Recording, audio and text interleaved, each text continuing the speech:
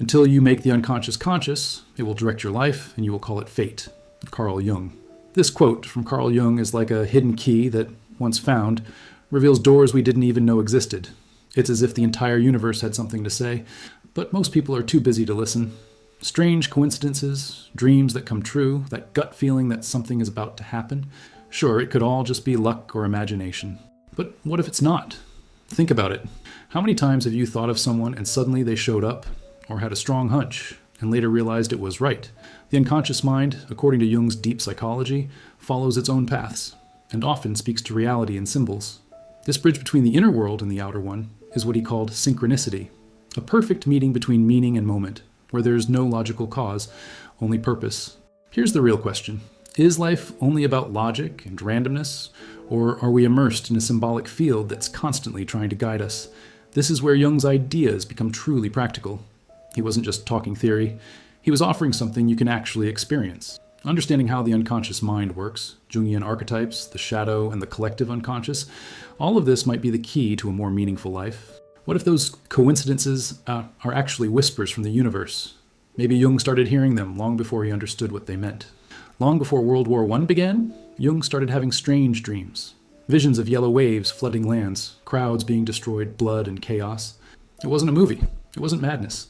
These were living, symbolic images that didn't come from logic. At first, he thought he was going insane, but with time he realized these visions weren't just his. They came from a deeper, larger collective source. It was the collective unconscious speaking, bringing messages far beyond his personal mind. It's as if the unconscious mind has antennas tuned to something beyond the now. And once Jung realized this, he understood that the symbols appearing in his dreams weren't just about his own story. They were speaking to all of humanity. This was the beginning of his theory of synchronicity, a phenomenon not explained by cause and effect, but by meaningful connection. When something symbolic rises within and reflects itself in the outer world, you're witnessing a pure moment of synchronicity. These experiences weren't unique to Jung. Maybe you felt something similar, a dream that seemed random but later matched something real, or that strange sensation of, I've seen this before, even if you never actually have. Understanding Carl Jung through these lived experiences is like putting on a new lens to view the world. Depth psychology shows us that there's an invisible dance happening between us and the whole, and once you start noticing the signs, you can never see life the same way again. Carl Jung grew up in an environment heavy with religiosity and silence. His father was a pastor, and the weight of doctrine hung over the house like a constant fog. From an early age, Jung found himself immersed in deep reflections about the divine, the invisible, and the mystery behind reality. Even as a child, he began having intense inner experiences, visions, sensations of presence, and symbolic dreams. These experiences made him question the world around him. Why do certain events seem to carry a meaning that goes beyond what the eyes can see? While other children were playing, Jung was wondering why some images stayed etched in his mind like secret messages. He sensed there was a world within him, vast, vibrant, sometimes frightening, but always full of meaning. These experiences shaped his curiosity and his thirst to understand what existed beyond logic. It was the beginning of a lifelong journey of self-discovery that would lead him to explore the collective unconscious, Jungian archetypes, and the shadow as part of human nature itself. These questions didn't stay in childhood. They became the engine of a lifelong search. Jung didn't settle for superficial answers. He wanted to understand why certain things happen without logical explanation, yet still feel undeniably right. How does the unconscious mind work? Why do some events carry so much emotional weight? In seeking these answers, he not only shaped depth psychology, but also gave us tools to understand our own experiences. And it was this hunger for knowledge that drove him to build bridges between the invisible and the scientific. Have you heard of the double-slit experiment? It's a classic in quantum physics. In it, particles of light, photons, behave differently depending on whether or not they're being observed. Yes, the simple act of observing changes the outcome. For Jung, this was like seeing science confirm something he had felt all along. Consciousness doesn't just perceive reality, it interacts with it. So mind and matter aren't as separate as we were taught. They're intertwined by something more subtle. And this is where synchronicity is born, not as magic or superstition, but as a real principle, a causal yet deeply meaningful. Jung's theories, when explained in a practical way, show that when something external coincides with an internal state, and both share the same meaning, we're witnessing a quantum phenomenon of the psyche. There's no traditional explanation, but there is meaning. It's like thinking of a specific song, and suddenly it starts playing. Coincidence? Maybe, but maybe not. For Jung, and for those who venture into depth psychology, these bridges between science and spirituality are signs of a larger field where everything is connected. That's why he walked alongside physicists like Wolfgang Pauli. Together, they sought to understand how the unconscious mind operates within this great field of possibilities. And naturally, a question begins to arise. Are the choices you make, or the thoughts you think, influencing the world around you more than you realize? You know those days when you decide to take a different route and end up meeting someone who completely changes the direction of your life? Or when you're thinking about changing careers and out of nowhere, a conversation appears that feels like it was written just for you. Carl Jung would call that synchronicity, seemingly random events all filled with meaning. These are not guided by traditional logic, but reveal a symbolic intelligence working behind the scenes of reality. These meaningful coincidences don't happen by chance, according to depth psychology. They are expressions of the collective unconscious, acting in harmony with your internal state. When you're searching for something, a purpose, an answer, a breakthrough, the universe responds, and it responds in ways that defy reason but speak directly to the heart. This is where Jungian archetypes come in, universal patterns that shape our experiences, like the encounter with a mentor, the crossroads, the revelation. Everything is connected. So how can we actually make use of this in our daily lives? Start by paying attention to the small choices. When you feel that urge to call someone, follow a gut instinct, or say yes to something new, observe. It could be your unconscious guiding you through the hidden threads of life. Jung's idea of self-knowledge is exactly that. Listening to what hasn't been said, seeing what isn't obvious, acting with greater presence. The more you listen, the more the signs begin to show. And sometimes, what feels like just a casual conversation could be the beginning of your greatest transformation. Carl Jung was a man of science, but also a man of experience. And when reality began to behave strangely, he didn't look away. He investigated. One day, during an intense conversation with Freud, Jung heard a loud cracking sound from a bookshelf. Being a good scientist, he tried to find a rational explanation. But when it happened again, Jung had no doubt. Something more was going on. In his own home, objects would break, tables would crack, unexplained sounds would emerge. Poltergeists? Psychic phenomena? For Jung, these were symbols in motion. These events weren't seen as paranormal in a sensationalist sense. They were part of the symbolic field Jung studied. He believed the unconscious mind, especially in moments of high psychic tension, could influence the physical world. And this wasn't just theory. He documented it. That's where his interest in parapsychological phenomena began. After all, how do you explain a knife snapping in the middle of a therapy session without any visible cause? The collective unconscious may be more powerful than we imagine. At this point, depth psychology invites us to open our eyes and our senses. You know those moments when the energy in a room feels heavy, or when a series of strange events start happening without any logical explanation? Maybe it's not superstition. Maybe it's synchronicity at its strongest. Understanding how the unconscious mind works isn't just about thinking, it's about feeling. And once we step into this invisible world, we start to see that reality isn't as solid as it seems. Carl Jung and Sigmund Freud began as allies, two giants exploring the human psyche, hungry for answers. But there was a fundamental difference between them. While Freud saw the unconscious as a basement of repressed traumas, Jung saw a hidden cathedral full of symbols, intuition, and mystery. For Freud, everything boiled down to sexuality and repression. For Jung, there was a symbolic universe crying out to be understood. The split between them was inevitable, two worlds trying to fit into one theory. One pivotal moment marked that separation. During a tense conversation, Jung had the intuition that something physical was about to happen. Seconds later, a bookshelf exploded. Literally, Freud was terrified. Jung, on the other hand, smiled. To him, this was pure synchronicity. The unconscious mind manifesting itself in the physical world like a mirror between the inner and the outer. For many, it would be just a strange coincidence. For Jung, it was one more confirmation that we've only scratched the surface of reality. This rupture allowed Jung to follow a bold path, one where science and spirituality didn't cancel each other out, but completed one another. Depth psychology began to flourish.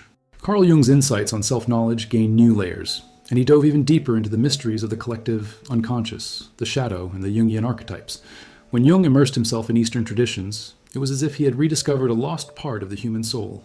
The Tao, the yin-yang, the hexagrams of the I Ching, all of it made perfect sense within his internal map of the psyche.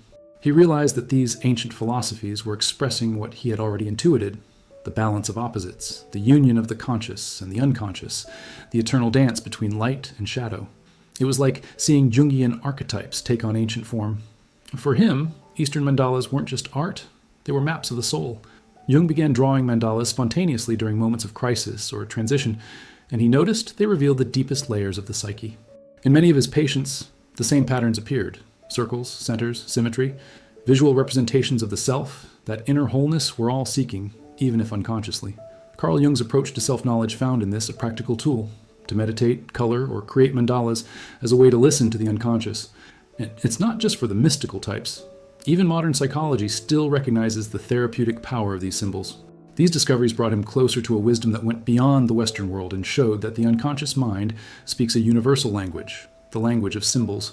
While studying the Tao, Jung found the very principle of synchronicity. Everything flows, everything fits, even without linear logic. And as he explored these cultures, he saw that the East had been speaking for millennia about what science was just beginning to grasp. And this opened new doors to understand what lies behind meaningful coincidences. Jung discovered that the human mind shares universal structures, primordial images that appear in dreams, mythologies, and the stories that transcend cultures. These patterns, which he called archetypes, live within the collective unconscious. They're like invisible molds that shape our experiences. When you fall in love at first sight, go through a deep loss, or face a life-altering moment, you might be reliving one of these archetypes in action. And the beauty of it? You don't need to understand them intellectually. They speak directly to the soul. Unlike the traditional view of the unconscious as a dark and dangerous place, Jung saw it as a creative, dynamic, living force. To him, the unconscious wasn't just a storage room of repressed memories. It was an intelligence that creates, signals, and guides. And how does the unconscious mind work? Like an underground river, pushing you toward meaningful experiences, even when they seem random on the surface. These archetypes also manifest in the stories that move us. Why do so many people get emotional watching The Lion King or Harry Potter?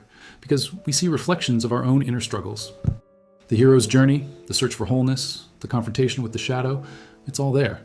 And when you begin to notice these patterns in your own life, something shifts. You start living with more awareness, more presence. And without even realizing it, you begin preparing yourself to connect with a deeper reality, one where everything, absolutely everything, is interconnected. Jung believed that behind the apparent separation between what we feel and what we experience, there is a hidden unity, an invisible field where everything connects. He called it unus mundus, or one world, a field where mind and matter aren't on opposite sides, but are part of the same cosmic organism. This idea aligns with the Hermetic principle. As above, so below. What you feel, what you think, even what you dream, all of it echoes through the fabric of reality. Synchronicity is the most tangible reflection of this unity. It happens when an inner state encounters an external event with such precise meaning that it feels impossible to be mere coincidence. Like when you decide to change your life and on the very same day, someone offers you an opportunity you weren't even looking for. Or when a symbol keeps appearing in different places, as if the universe had something urgent to say. For Jung, these experiences reveal the hidden link between the conscious mind and the physical world. This perception changes everything, because when you understand that you're part of a greater symbolic field, you start seeing events with new eyes. Coincidences stop being happy accidents and become portals. Carl Jung's depth psychology teaches that nothing is isolated. Not your pain, not your dreams. The Jungian archetypes, the collective unconscious, and the shadow, all manifest within this unified field. And if you fine-tune your awareness, you'll start to notice a greater intelligence at work. Subtle, but asking for one thing only, your attention. During a session with a highly rational patient, Jung encountered a common barrier in therapy: resistance to transformation. She had dreamed of a golden scarab, a symbol of rebirth in ancient Egypt. At the very moment she was describing the dream, something tapped at the window. Jung opened it, and there it was, a golden beetle, rare, the kind not native to that region. The patient was stunned. Synchronicity had broken through her logical defenses with the force of a symbol that had left the dream and entered reality. This episode became one of the most iconic cases in depth psychology, not because the insect was magical, but because it appeared at the exact moment the patient's psyche needed a symbolic jolt. It was the collective unconscious expressing itself with surgical precision. Carl Jung, explained in this way, shows that the unconscious doesn't just speak, it acts. It uses the outer world as a canvas to project inner messages. This type of synchronicity can change the direction of a life, not through logic, but through the power of meaning. These moments teach us that sometimes the universe has to show us something out there so we can finally see what's in here. The symbol breaks the pattern. It interrupts the routine. It's as if it says, wake up, it's time to see beyond. And self-knowledge is often exactly that, being surprised by something that can't be explained, only experienced. And when you go through a moment like that, you don't walk away the same. And Jung, witnessing the golden scarab tap on the window, knew something greater was at work, and he was still just beginning to understand it. In Jung's view, time isn't a straight line. It's a field, and the mind, especially the unconscious, doesn't operate within the ticking of the clock. While consciousness follows the logic of past, present, and future, the unconscious ignores those divisions. It accesses ancient memories, anticipates future possibilities, and blends everything into symbolic images that appear in dreams, intuitions, and visions. For Jung, the psyche exists in a time of its own, more circular than chronological. He documented dreams that predicted events with chilling precision. And his patients had them too. Dreams of accidents before they occurred, visions confirmed days or weeks later. How can that be explained by logic alone? This phenomenon reveals something essential about how the unconscious mind works. It senses, interprets, and connects to a layer of reality that exists beyond linear time. It's as if we are all immersed in a field of possibilities, and the unconscious is a radar tuned into that field. Jung shows us that these experiences are not hallucinations or random coincidences. They are manifestations of an inner knowing that accesses information beyond reason. That's why sometimes you feel something is going to happen, and then it does. Jung saw dreams as letters sent from a wiser dimension of the self, and when we learn to interpret them, we become readers of our own future. A dream journal, for example, can reveal patterns that point toward important decisions or recurring traps. The collective unconscious whispers, sometimes it shouts. And once you start paying attention, you realize that time is more flexible than it seems, and that a greater intelligence is trying to guide your path. You just need to learn how to read the signs. Jung realized something brilliant. The myths of the world, from ancient traditions to Hollywood scripts, all follow the same pattern. This pattern is the path of human transformation, what Joseph Campbell later called the hero's journey. And here's the fascinating part. You're living yours too. When life seems to collapse, when everything falls apart, it's actually the beginning of the call. It's the moment when the unconscious starts pushing you toward the crossing. In this context, pain isn't punishment. It's an invitation. The Jungian archetypes reveal themselves powerfully during this process. The mentor appears, sometimes as a book, a phrase, or a person who shows up out of nowhere. The challenge demands courage. The fall seems inevitable. And then comes the rebirth. This cycle is present in The Matrix, The Lion King, Harry Potter, and in your story as well. Carl Jung teaches us that the hero isn't the strongest or the smartest. It's the one who dares to walk into the unknown, even while afraid. The journey happens both within and without, in the symbolic world and in real life. And the beauty of it all, when you begin to see your life as a sacred narrative, everything changes.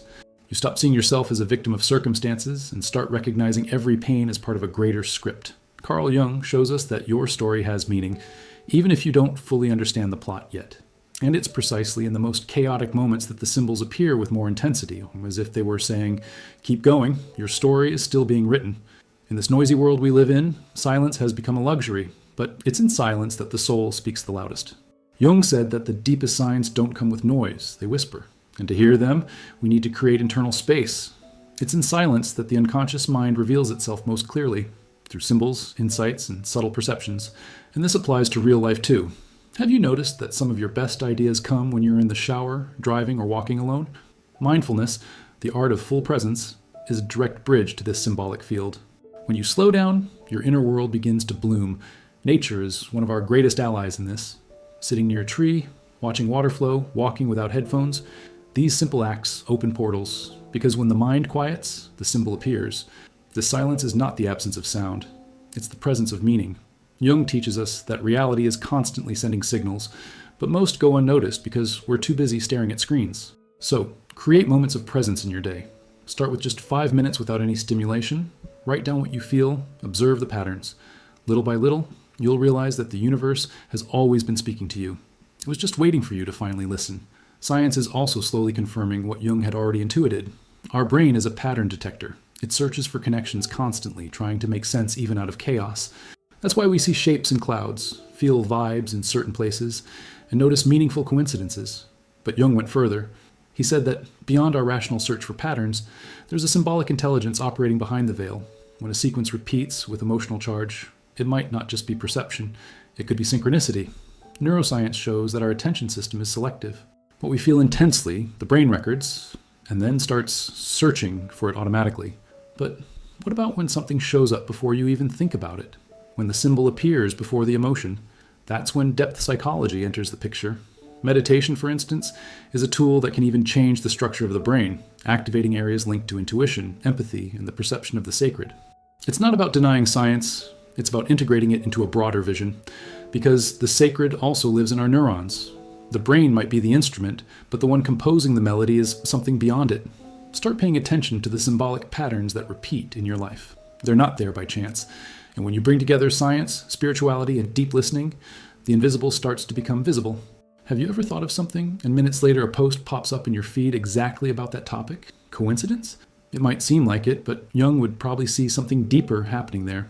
Social media has become a reflection of our collective mental state, a digital symbolic field. The algorithm, by reading our behavior, ends up acting like a mirror of the collective unconscious. It shows us not only what we're looking for, but what we're vibrating. Rupert Sheldrake, with his theory of morphic fields, proposed that ideas and behaviors spread like energetic fields. And Jung, decades earlier, had already spoken of a shared mind, an unconscious that goes beyond the individual. Today, in the digital world, we're experiencing this in real time. And as this data reflects back to us symbols, messages, and coincidences that feel magical, but carry a symbolic logic, we begin to see things differently. Depth psychology and technology may seem like distant worlds, but they're becoming increasingly connected. If the collective unconscious is now online, then our dreams, shadows, and archetypes are also showing up on our screens. That changes how we look at the digital world. What appears repeatedly might be more than a trend. It might be a message. More than ever, understanding how the unconscious mind works is essential, because maybe the next sign from the universe will come through a notification. Can you imagine? Look, not every synchronicity shows up with a golden scarab tapping at your window. More often it arrives subtly, almost imperceptibly. It could be a phrase on a billboard that seems to answer a silent question you've been carrying, or an apparently random meeting with someone who brings exactly what you needed to hear. These events can be warnings, confirmations, opportunities, even omens. And the more aligned you are with yourself, the more they appear. Coincidence? Jung would say synchronicity in action. And the first step to developing presence is to start noticing patterns, repetitions, and unusual encounters. Ask yourself, does this have something to tell me? More often than not, it does. These signs appear in the most unexpected moments. A song that keeps playing, a symbol that shows up in different places, or even a physical sensation before an important decision. The collective unconscious is speaking to you all the time, but it requires attentive listening. Want to put this into practice? Try writing down small symbolic events or curious coincidences each day. Over time, a pattern may emerge, and it can reveal a lot about your current life chapter. And when you start noticing the signs, you begin to live with more meaning. The world stops being a random place and becomes an ongoing dialogue between your soul and the whole. Synchronicity doesn't happen by accident. It happens when you are in tune with who you truly are. There's no magic trick, no ready-made formula. It's about presence, attention, and listening. When you begin to align internally, the external world responds. The universe speaks to those who know how to listen. And it's not about controlling events, it's about interpreting the signs with wisdom. Self-knowledge is that subtle path of tuning your soul to the melody of existence. Living synchronistically is like dancing with the invisible. It's realizing that nothing is too small to carry hidden meaning. A butterfly crossing your path, a book that falls into your hands, a mistake that led you to the right place. Jung would say that in those moments, the collective unconscious is winking at you. Want to experience this in practice? Be still.